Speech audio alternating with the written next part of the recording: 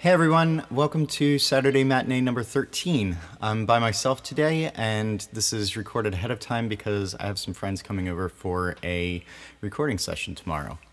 I'm going to start off with a ballad rewrite, and this is from this year's February album writing month. I try to keep up a tradition every year of taking an old ballad from one of the old ballad collections, usually the child ballads, and I'll rewrite it into a different context or sometimes write my own traditional sounding ballad. This one is based on the Two Sisters, or the Twa Sisters if it's in Scottish, the Cruel Sister, and there are tons of versions of this throughout the world. I decided to put it in a kind of film noir setting in 40s or so New York, and if you like this sort of thing, I did a whole show of those back in January at the end of January. I did a whole show of ballad rewrites.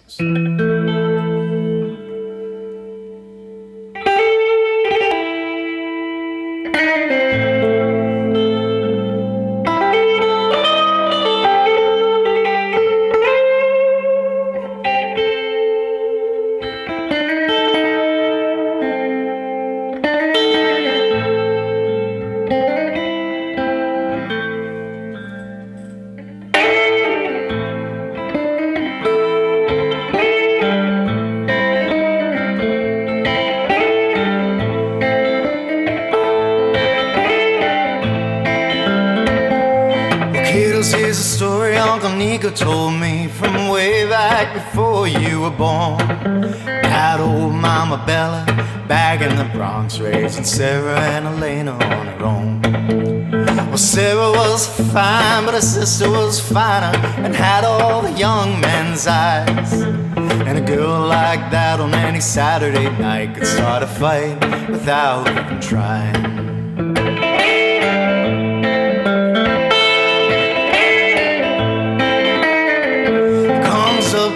Frankie down there to see them, a diamond-studded man. He took a liking to little Lena and spent cash like water through your hands. But Sara was greedy and jealous, and the man got under her skin. But he wouldn't have a thing to do with her as long as little Lena was with him.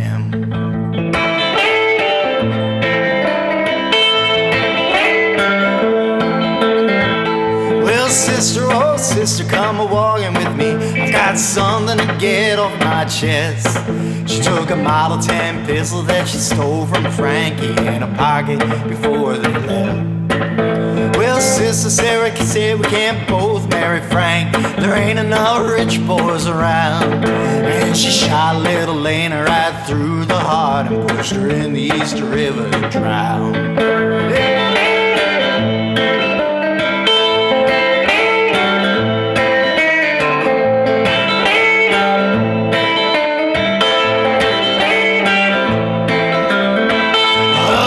River water was cold as ice. She was dead before she could breathe. And something in the water ate the flesh from her bones and carried them over to Queens. Well, your old Uncle Nico was working a site where she washed her bone to a rock. And some kind of power took possession of the man, and he swore her bones could talk.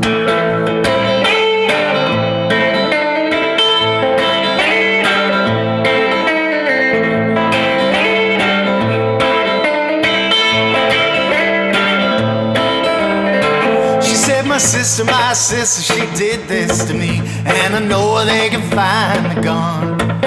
And the cops turned Frankie's place upside down and arrested him on murder one. He had the best damn lawyers the money could buy, but the DA wanted him to fry. And old Mama Bella said the guilt got to Sara, and that woman went out of her mind.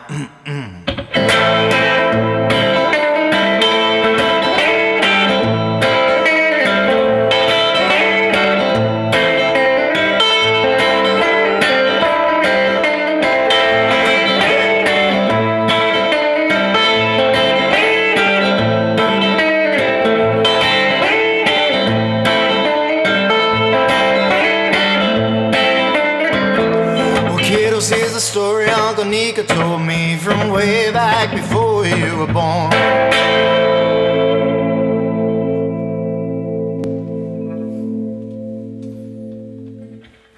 All right. Kind of gets my yearly imitation of Tom Waits out of the out of the moth closet and moth-eaten closet. I'm gonna play something on the acoustic.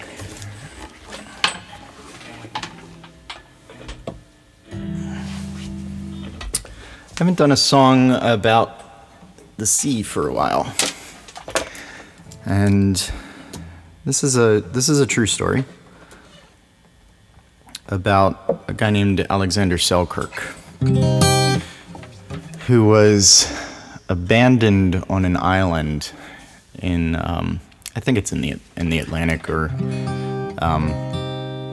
but he wasn't shipwrecked. He was just abandoned on the island. He had a disagreement with his captain and didn't sail off with them when they left.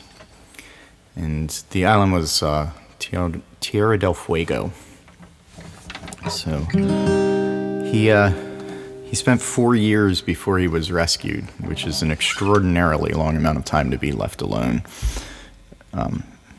Most people would probably go crazy. I think I certainly would. But he learned how to do a whole bunch of things to keep himself sane and to keep some of his skills up. And there happened to be a lot of goats on the island that I think were left there by either a previous shipwreck, or maybe they were just left by some sailors to as a food source. But he was an inspiration for Robinson Crusoe, but not really a nice guy. So this story is it's about as historically truthful as I think I could be, and still have it be a coherent story for a song.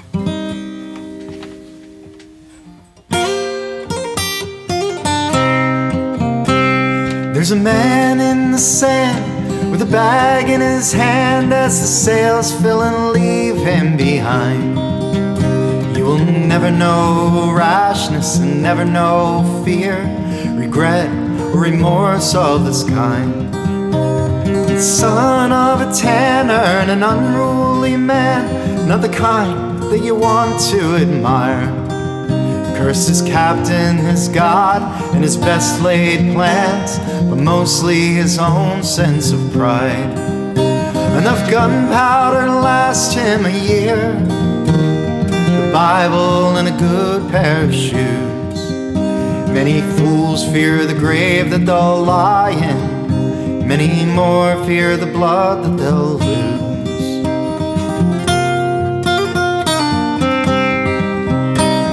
Cold sun on the sea and an empty horizon, and the taste of goats getting old.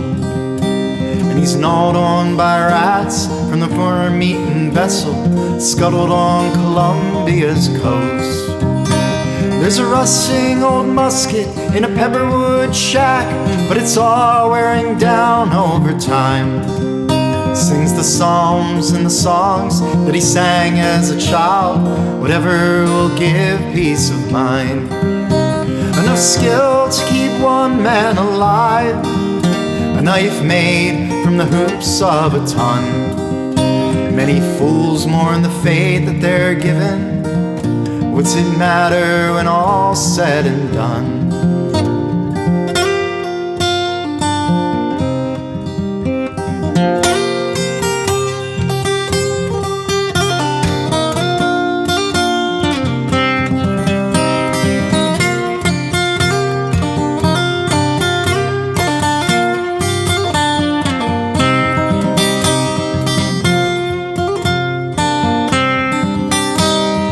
Late summer morning in 1709, when he barely remembers his name. After 4 lonely years and 4 lonely months, comes a ship with a flag of his home. On a boat rowed from shore by the ship's good physician, he leaves Massa Tierra behind to be a captain, corsair, or a king's privateer, as long as his fate is his own. Enough gold to last him for life, his own ship to plunder the world. There are two threads of fate in each moment, and we are balanced on the edge of a sword. There are two threads of fate in each moment, and we are balanced on the edge of a sword.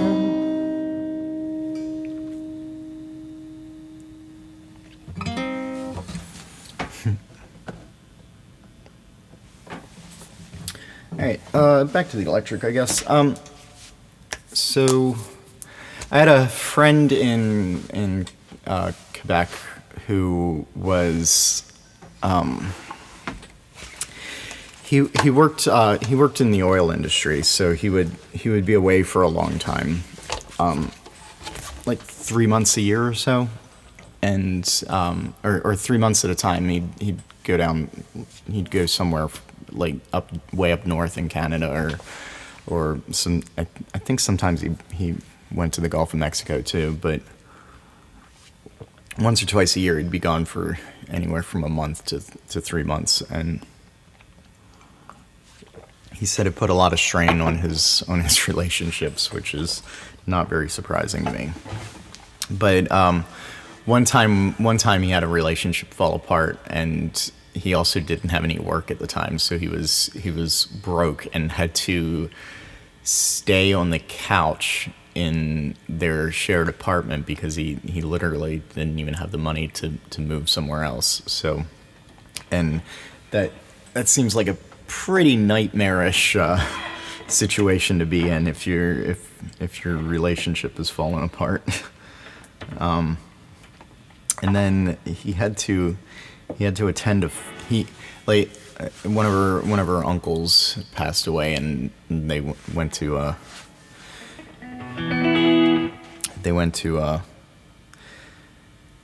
the funeral together because, I mean, he knew her uncle too. They'd been together for a while, but and I just thought it was an awful situation to be in. So I true to form, I had to write a song about it.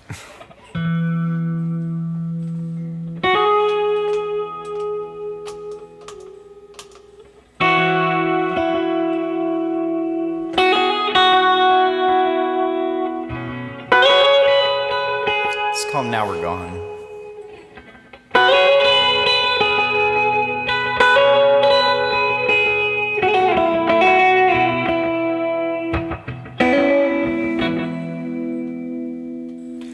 Well, Sam's gone to sleep. I could still hear her breathe when the lights go out. When the lights go out, and I don't have the money to move out on my own, so I sleep on the couch, and Sam sleeps alone.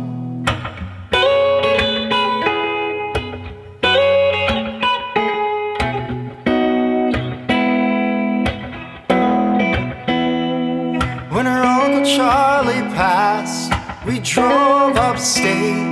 We pretend that we're fine, pretend that we're fine.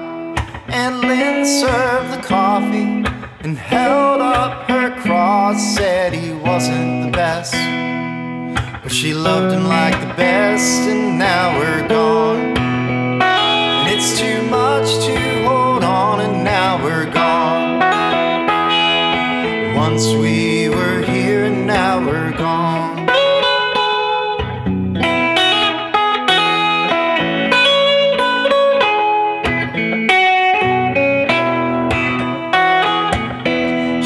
In his last few weeks, his stroke made him worse. She said he drank a lot, said he drank too much, and asked if there might be some worth in suicide once you've done what you've done, and there's nothing left inside. And now we're gone, and it's too much to hold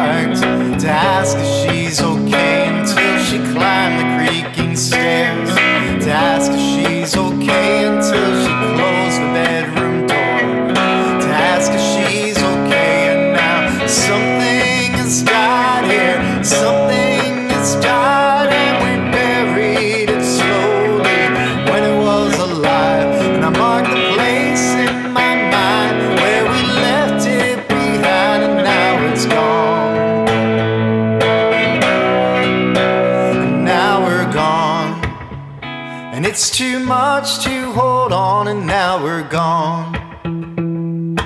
Once we were here and now we're gone. And it's too much to hold on, and now we're gone. Once we were here and now we're gone. It's too much to hold on, and now we're gone. Once we were here and now we're gone.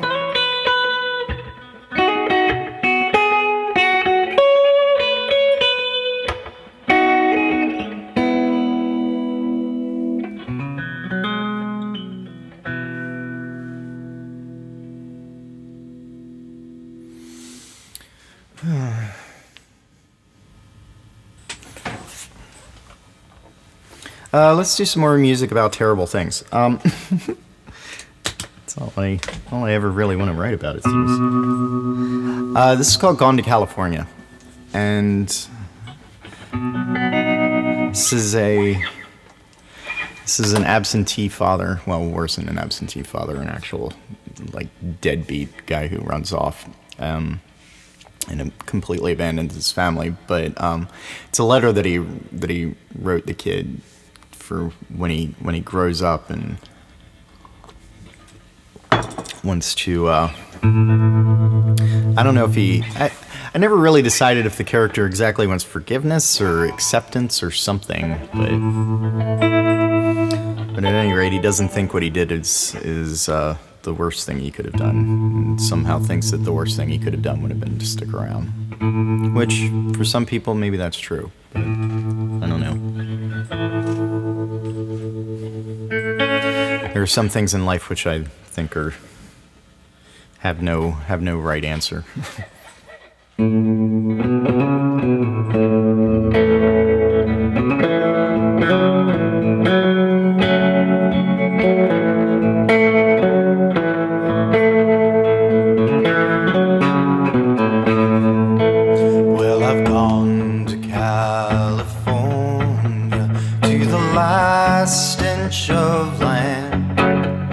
Someday you'll understand when you grow to be a man. And you can run forever if the end is in sight, but the best way to love is blind. Water can drown you or keep you alive, but the devil's gonna get you every time.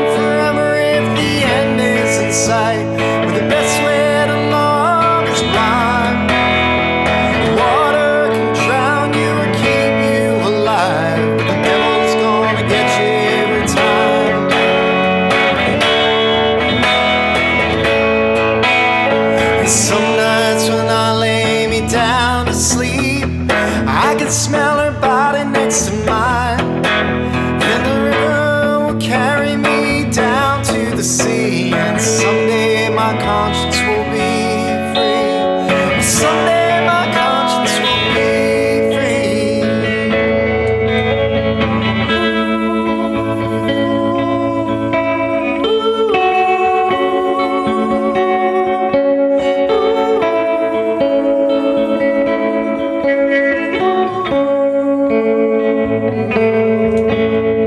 Someday when you're older and you read this letter and you're old enough to decide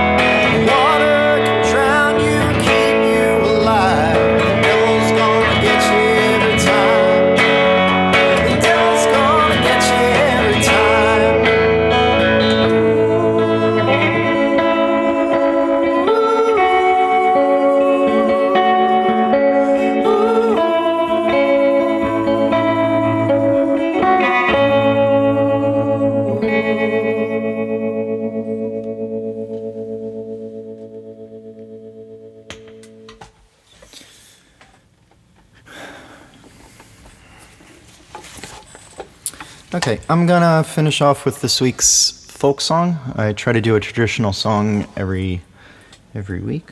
You gonna stay there, guitar? Not gonna fall over? All right, good boy. All right, this is the Lowlands of Holland, and this is the version that Natalie Merchant did with the Chieftains. Let's do it all the way up here. And I heard a really good version. This is not the same version, but I heard a really good version by an Irish band this week. So that kind of reminded me of this song. If you want to go listen to a couple recordings of it, definitely listen to the Natalie Merchant version, and then go listen to the version by Ye Vagabonds. Which is different lyrics and almost the same tune, but the tune's pretty consistent. There's a few other versions. There's a Scottish version that's very, very different. I learned it from Old Blind Dogs, I'm pretty sure, but this is a young man getting drafted. Or maybe he's already signed up and they're just taking him off, but getting taken to the Lowlands of Holland, which is, I'm pretty sure that's Australia. It seems like it should be.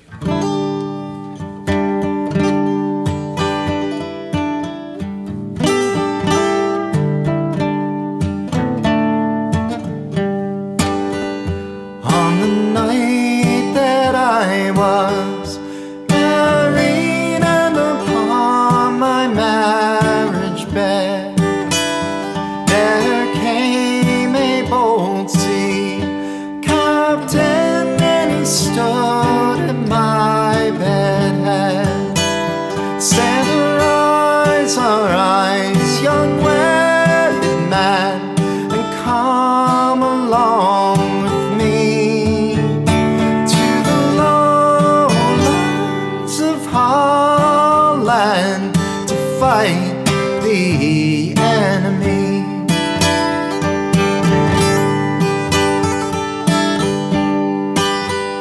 Now then, Holland is a lovely land, and upon it grows fine grain.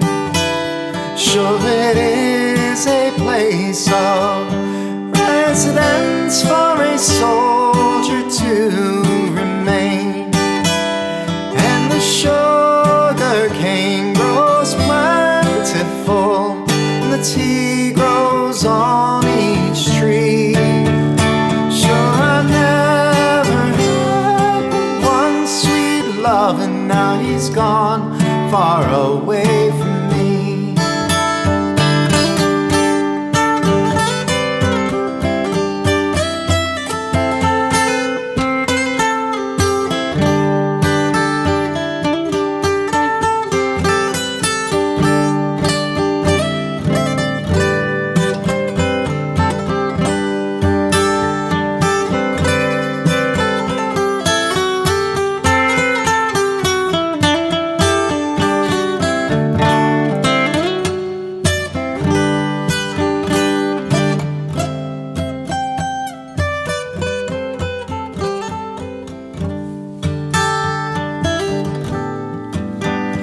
I will wear no stays around my waist, no comb go through my hair. I will wear no scarf around my neck for to save my beauty fair. And never will I marry, not until my dying day. Since these four winds and these stormy seas have parted my love and me, and never will I marry, not until the day I die. Since these four winds and these stormy seas came between my love and I.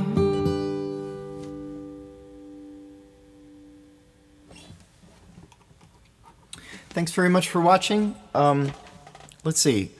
The week after this, have to remember that it's not actually Saturday right now. Next week, for those of you watching this, will be Mary Jo Matinee. She's a songwriter from DC. I've been friends with her for a very long time. She plays in multiple bands. Right now, her band is Dear Daria, and she also plays in Color Palette, which is a very good rock band with some electro elements. And March is actually going to be packed full of people. The week after Mary Jo, I've got my friend Michael Friedman, who's a very good jazz-ish guitarist. He's an instrumentalist, but his music kind of combines jazz and pop, folk, bunch of different stuff, and kind of squeezes it into this very sophisticated kind of jazz harmony. The week after that's it's a solo show, but it's probably going to be another pre-record. So we'll see if I can come up with something a little more clever than what I have to do in the middle of February, album writing month, when I don't really have the energy to put together something super special. But the week after that will be Georgie Jessup, who is a good friend of mine, who I'll also be playing at her venue. She's got a house concert venue, and that'll be an in-person show for the Saturday before she's here. So lots and lots of stuff for me coming up in March, and I hope everyone has a wonderful week, and I'll see you next time.